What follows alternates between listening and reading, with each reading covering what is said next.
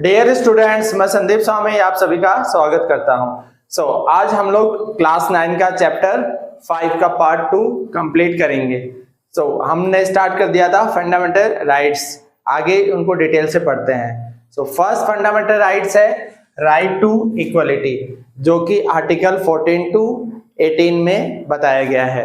हम लोग एक एक करके पढ़ लेते हैं कि आर्टिकल 14, 15, 17, 18 तक क्या बोलता है। Article 14 talk about equality before law. Article 15 बताता है प्रोहिबिशन, यानी कि ये एक तरीके से मना करता है किसी भी तरीके का कोई भी जो डिस्क्रिमिनेशन होता है on the basis of religion, race, caste, sex यानी जेंडर के बेस पर या फिर प्लेस ऑफ बर्थ, इसके बेस पर किसी भी तरीके का कोई डिस्क्रिमिनेशन किसी भी सिटीजन के साथ नहीं होना चाहिए। नेक्स्ट है आर्टिकल 16। आर्टिकल 16 बताता है इक्वलिटी ऑफ अपॉर्चुनिटी होनी चाहिए किसमें, इन पब्लिक एम्प्लॉयमेंट में।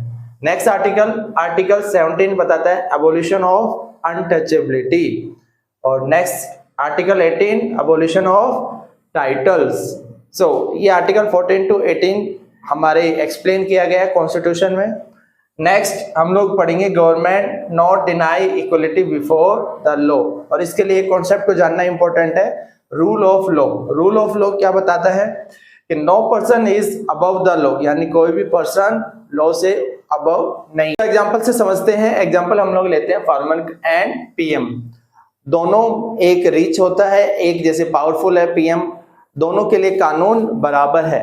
हमारा कॉन्स्टिट्यूशन ये कहता है कि पर्सन चाहे रिच हो, पुअर हो, या फिर कोई पर्सन कितना ही पावरफुल हो, कानून की नजर में दोनों बराबर होते हैं।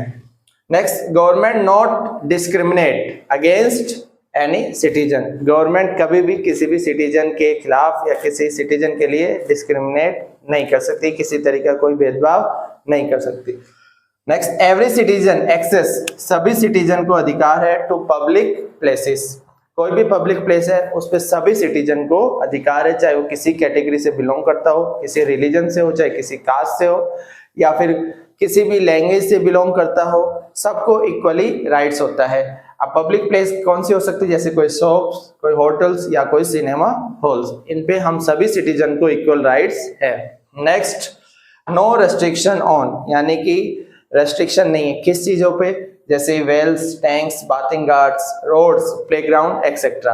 इन सभी जो पब्लिक प्लेस हो या फिर जो बता रखा है, मेंशन कर रखा है, इन पे किसी भी सिटीजन को रेस्ट्रिक्शन नहीं है, सबको इक्वल राइट्स प्रोवाइड किए गए हैं। ये हमने पढ़ा आर्टिकल 14 टू 18 के बारे में। ये बताता है हमारा फर्स्ट राइट टू इक्वलिटी। अब हम लोग सेकेंड राइट हमारा पढ़ते हैं। हम लोग सेकेंड राइट्स पढ़ते हैं जो है राइट टू फ्रीडम, और ये हमारे आर्टिकल 19 टू 22 में बताया गया है। इसमें आर्टिकल 19 अलग से हमें कुछ और राइट्स देता है, फ्रीडम देता है। पढ़ते हैं first right of speech and expression, यानी कि हमें अपनी बात कहने का, जाहिर करने का पूरा अधिकार है। हम लोग न्यूज़पेपर में या फिर मीडिया में अपनी बात कह सकते हैं, और कोई भी जो एक्टिविटीज चाहे गवर्नमेंट की हो या फिर किसी और पर्सन के बारे में हम लोग बोल सकते हैं।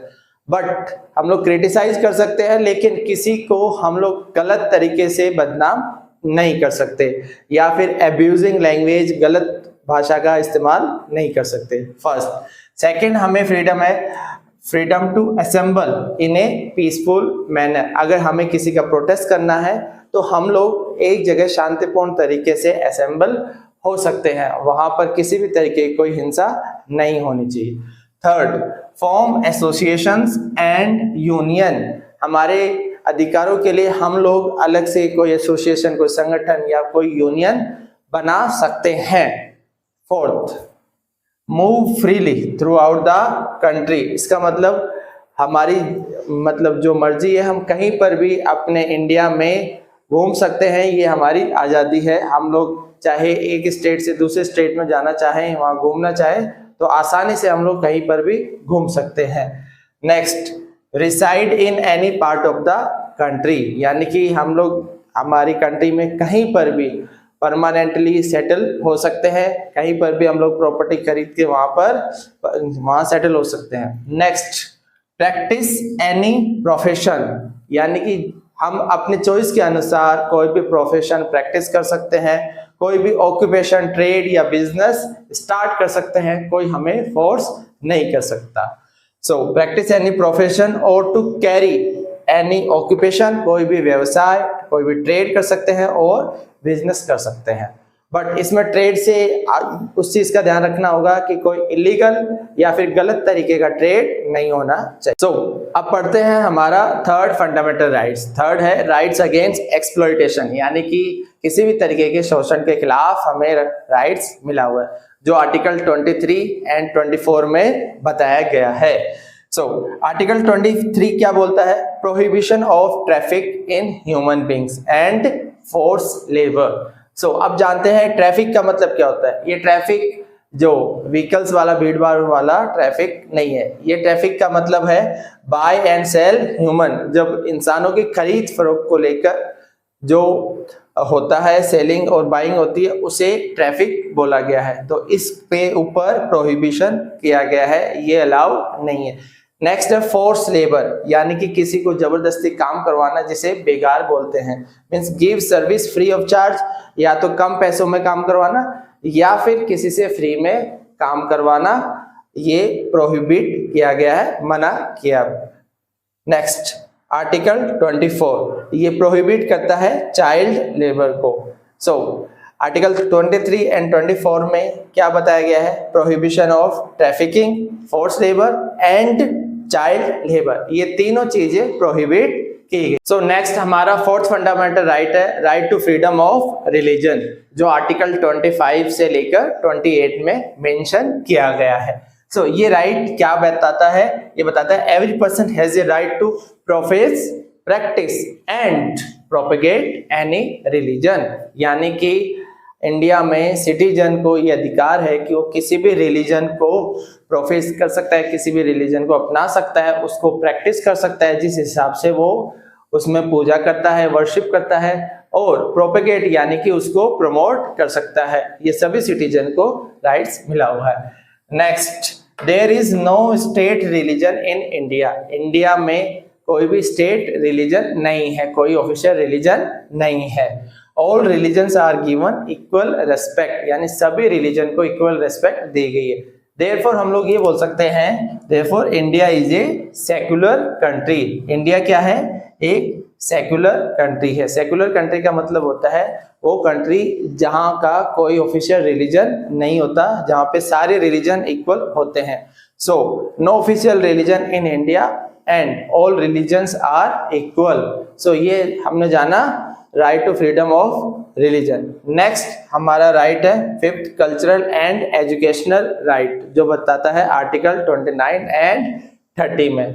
इसमें क्या बताया गया? आर्टिकल 29 बताता है protection of interest of minorities, ये माइनॉरिटीज के इंटरेस्ट को बात करता है। आर्टिकल 30 बताता है right of minorities to establish and administer educational institution, यानी कि आर्टिकल 29 एंड 30 ये माइनॉरिटीज के लिए एजुकेशनल राइट्स की बात करता है और उनको अपने कल्चर को सेव करने के लिए प्रोटेक्शन प्रोवाइड करता है। सो अब हम लोग अपना लास्ट राइट पढ़ते हैं। तो अब हम सिक्स्थ राइट पढ़ेंगे, जो कि लास्ट फंडामेंटल राइट्स है, जो बहुत ही ज्यादा इंपॉर्टेंट है। सो जिसका नाम है राइट टू कॉन्स्टिट्यूशनल रेमेडीज, और ये आर्टिकल 32 में मेंशन किया गया है। ये राइट बताता है कि this right makes other rights effective, यानी कि ये राइट्स अदर राइट्स को इफेक्टिव बनाता है। इसका मतलब अगर ये राइट्स नहीं होता तो बाकी राइट्स का कोई मीनिंग नहीं रहता।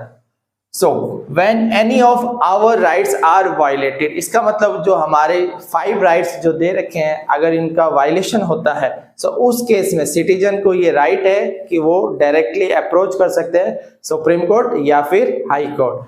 Then citizen can directly approach to Supreme Court and the High Court. That's why doctor BR Ambedkar ji ने इस राइट को बहुत ही ज्यादा इंपॉर्टेंट माना है और इसको बोला गया है heart and soul of our constitution. So very very important. So हमारे कॉन्स्टिट्यूशन के हार्ट एंड सोल कौन सा राइट है? लास्ट फंडामेंटल राइट्स, जो कि है राइट टू कॉन्स्टिट्यूशनल रेमेडीज। सो इस तरीके से हमने हमारे सारे 6 फंडामेंटल राइट्स को कंप्लीट कर लिया है। सो बाकी के कुछ जो टॉपिक रह गए हैं वो हम लोग नेक्स्ट पार्ट में कंप्लीट करेंगे। तब तक आप इस वीडियो को अपने दोस्तों में लाइक करें, शेयर करें एंड सब्सक्राइब करना ना भूलें।